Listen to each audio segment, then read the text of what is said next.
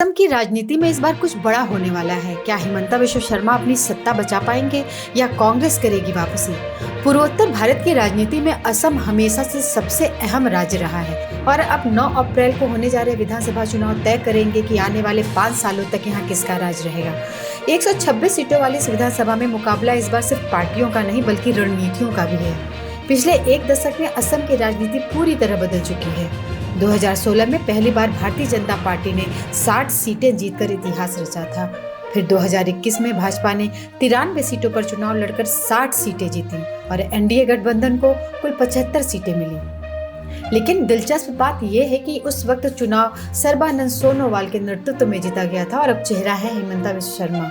यानी ये चुनाव उनकी लोकप्रियता की असली परीक्षा है। दूसरी तरफ कभी असम की राजनीति पर राज करने वाली इंडियन नेशनल कांग्रेस पिछले 10 साल से सत्ता से बाहर है। 2021 में कांग्रेस को सिर्फ 29 सीटें मिली थी।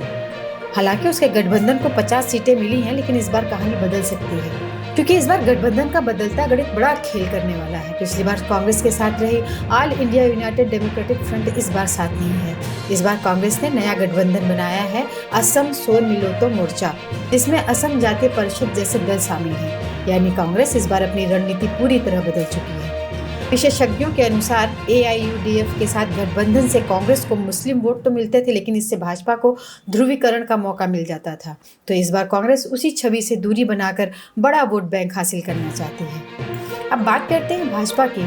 इस बार भाजपा ने भी बोडोलैंड पीपुल्स फ्रंट के साथ हाथ मिलाया है। दिलचस्प बात यह है कि पिछली बार यही पार्टी कांग्रेस के साथ थी। यानी असम में राजनीति हर चुनाव के साथ नई दिशा ले रही है। बोडो बहुत सीटें सत्ता की चाबी मानी जाती हैं। अगर इन इलाकों में भाजपा कमजोर पड़ती है तो सरकार बनाना मुश्किल हो सकता है। असम की राजनीति में हमेशा से पहचान का मुद्दा अहम रहा है। बांग्लादेशी मियाओं से कब्जाई गई जमीन वापस लेने और राज्य में यूनिफॉर्म सिविल कोड लागू करने समेत 31 वादों के साथ बीजेपी ने असम चुनाव के लिए अपना संकल्प पत्र जारी कर दिया है। इन सब ने राज्य में एक नया राजनीतिक माहौल बना दिया है। चूंकि 2023 में हुए परिसीमन के बाद ये पहला चुनाव होगा जहां मुस्लिम बहुत सीटें 29 से घटकर 22 हो गई हैं। यानी 7 सीटों का सीधा असर चुनावी समीकरण पर पड़ेगा। अब 4 मई को आने वाले नतीजे तय करेंगे कि असम में सत्ता किसकी होगी। आपके हिसाब से इस बार असम में कौन जीतेगा, बीजेपी या कांग्रेस? कमेंट में जरूर बताएं। वीडियो पसंद आए तो लाइक करें और शेयर करें और ऐसे ही राजनीतिक विश्लेषण के लिए चैनल को सब्सक्राइब करना ना भूलें।